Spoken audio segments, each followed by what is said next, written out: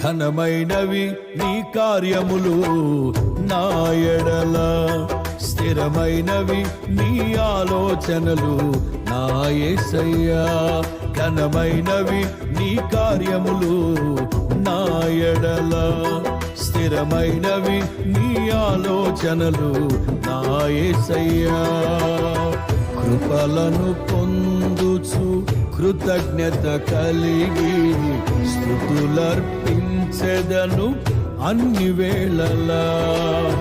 కృపలను పొందుచు కృతజ్ఞత కలిగి స్తుతులర్పించెదను అన్ని వేళలా. అనుదినము నీ అనుగ్రహమే, ఆయుష్కాలము నీ వరమే.